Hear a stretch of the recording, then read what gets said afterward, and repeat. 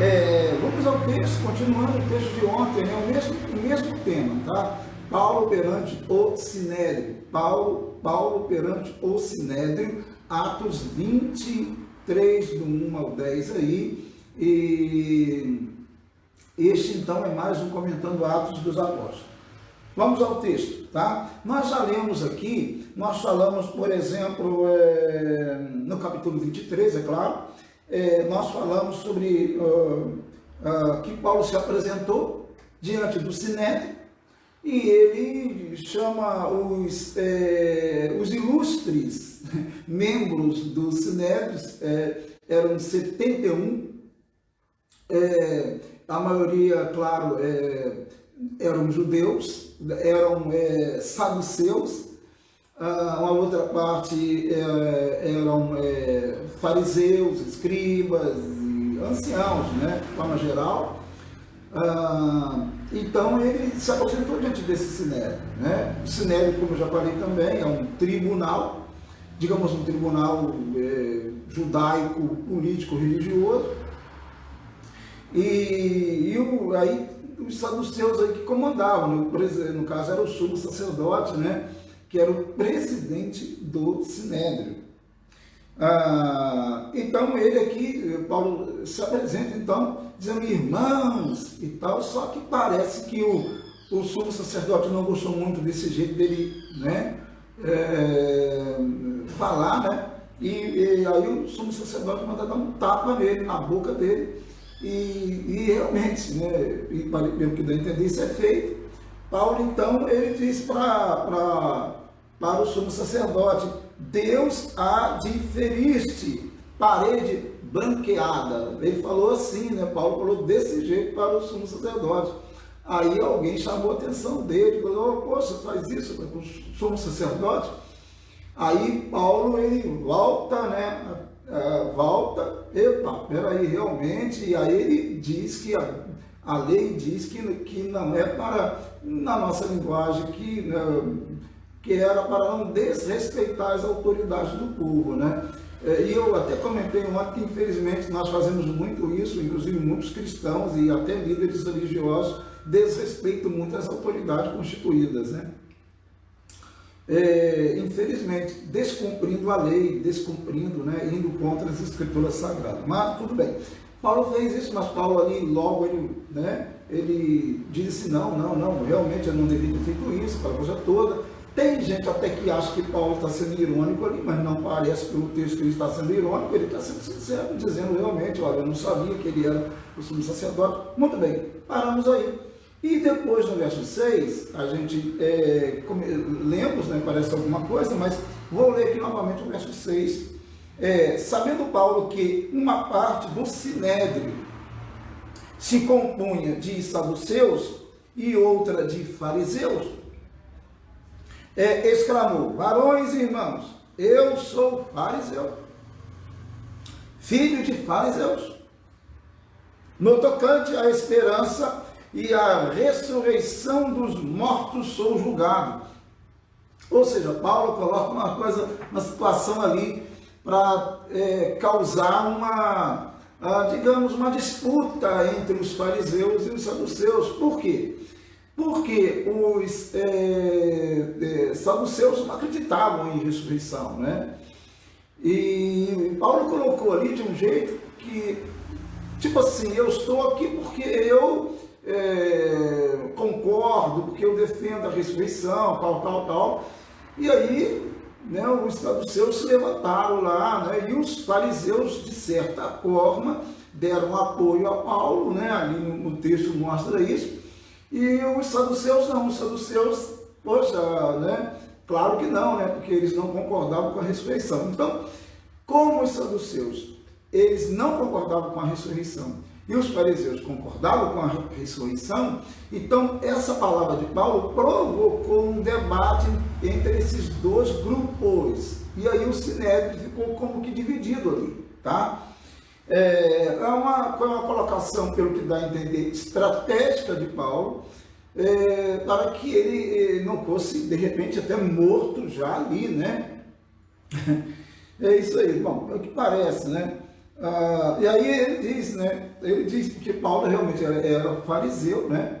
E ele era filho de fariseus, né? Bom, ditas essas palavras, levantou-se grande dissensão entre fariseus e saduceus, e a multidão se dividia, ou seja, o Paulo conseguiu o objetivo dele. Pois os saduceus declaram não haver ressurreição. Os saduceus diziam que eles não acreditavam, não havia ressurreição. Nem anjo, também eles não acreditavam nos anjos. Nem espírito, também não. Ao passo que os fariseus admitiam todas essas coisas. Parece que era mais fácil evangelizar um fariseu, então, porque eles acreditavam na ressurreição, acreditavam em anjo, acreditavam em espírito, e os saduceus não acreditavam. Então parece que era mais fácil evangelizar um fariseu do que um saduceu, né? Por isso que a gente não vê muito a conversão dessa classe, digamos assim, né, religiosa. Há também, mas não tanto. Bom, houve, pois, grande tumulto, né? Muita falação, né? E levantou-se alguns escribas da parte dos fariseus, contendiam dizendo: não achamos neste homem mal algum.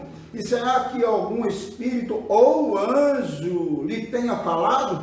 Aí é que causou mais ainda a revolta ali dos saduceus, né? Porque, imagina bem, né?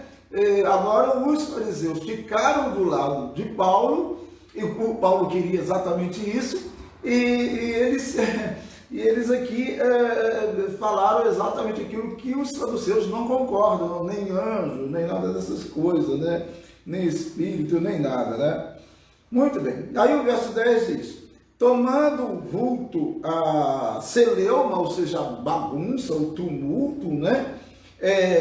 Temendo o comandante que fosse Paulo espedaçado, ou seja, ali, né, espancado, por eles, mandou descer a guarda para que o retirassem dali e o levassem para a fortaleza.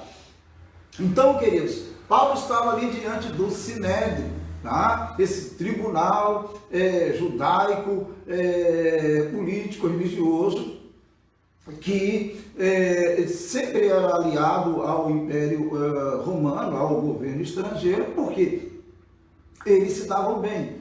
Já os fariseus eram contra qualquer domínio estrangeiro, tá?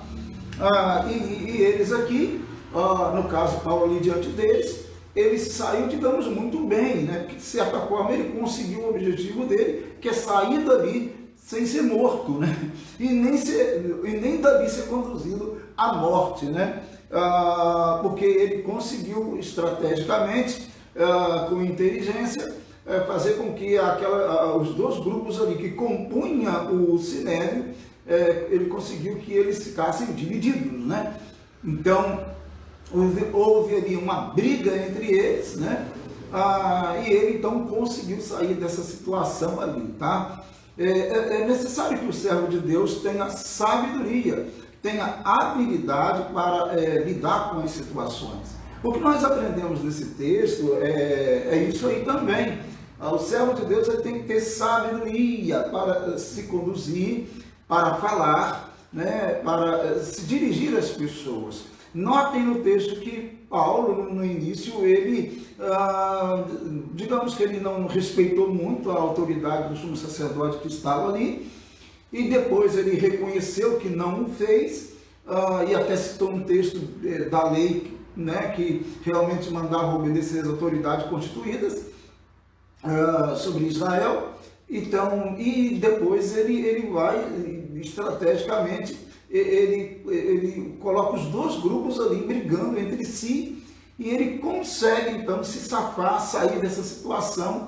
É claro que ele vai ser julgado, é claro que vão levá-lo aqui para a prisão, e a gente vai continuar esse texto, porque nós estamos estudando aqui, realmente comentando Atos dos Apóstolos, e nós estamos no capítulo 23, e a ideia é chegar lá, claro, no capítulo 28, se Deus der essa graça para a gente.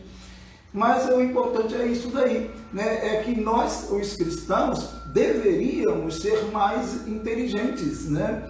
Mais sábios para falarmos, mesmo quando nós queremos falar alguma coisa, alguma crítica contra as autoridades constituídas, devemos saber fazê-lo, né? Não fazemos de qualquer maneira, usando palavras indevidas, comportamentos indevidos, né? Como muitos fazem, usando redes sociais, etc., para poder atacar, né? E muitas vezes usando palavras nada bonitas, né? Para isso. Então, o cristão tem que ter uma postura diferente. Paulo aqui, ele perante o Sinédrio, ele teve uma postura realmente diferente. Tá? Ainda que ele cometeu aqui no início ali aquele errozinho, né? E ele reconhece esse erro que ele cometera, né? Por isso que eu disse que alguns entendem que ele foi irônico, mas parece que não foi. Ele foi sincero ali em dizer que não sabia que Ananias era o sumo sacerdote. De qualquer forma ali ele reconhece e depois ele muda a sua estratégia, muda o seu jeito, muda o seu modo para conseguir realmente se safar dali, tá? E convida para continuar testemunhando o Evangelho de Cristo. E você vê que Paulo faz isso ali, ele vai para a prisão, depois ele vai para Cesareia, nós vamos ver isso ao longo dos nossos comentários aqui. E em todos os lugares, Paulo irá pregar o Evangelho e irá se posicionar muito bem. Então, meu querido, minha querida, você deve se posicionar muito bem quando você fala, quando você coloca as suas palavras diante das pessoas. Eu devo também, nós devemos, tá? Que Deus nos dê sabedoria, que Deus nos dê a inteligência que Paulo teve para poder realmente pregar a palavra de Deus, tá? Deus abençoe sua vida em nome de Jesus, tá? Se esse comentário, ele te ajudou, te instruiu, te ensinou alguma coisa, então compartilhe, tá? E eu sempre coloco aqui o link do meu canal. Você se inscreva lá, precisamos crescer para continuar fazendo, fazer mais ainda a pregação do Evangelho, tá bom? Vamos orar ao Senhor, agradecidos a Deus por estarmos aqui mais uma vez na presença de Deus, tá? Deus, muito obrigado. Nós louvamos o Teu nome, Te engrandecemos, Te glorificamos por esse momento, Senhor. Te agradecemos pelas vidas que estão conosco agora, ouvindo a Tua palavra, que sejam todas abençoadas por Ti, em nome de Jesus, visitadas por Ti, em nome de Jesus. Ó Deus, toque em cada coração, fale a cada vida agora, em nome de Cristo. Abençoe as nossas autoridades constituídas, Senhor. Abençoe o nosso Brasil. Nós sabemos que o nosso país passa por momentos dificílimos, ó Deus. Não só na questão da pandemia, do vírus, mas nos relacionamentos políticos. Mas nós rogamos a Ti que abençoe as autoridades constituídas. Este é o nosso dever. Nós colocamos o Brasil então em Tuas mãos, rogamos que Tu o abençoe em nome de Cristo. Fique conosco, nos dê Tua graça, Tua bênção, Tua companhia. Em nome de Jesus nós oramos. Amém e amém. Amém? Querido, Deus abençoe aí todo mundo aí com a gente aí. Deus abençoe grandemente. Grande abraço em nome de Jesus, tá?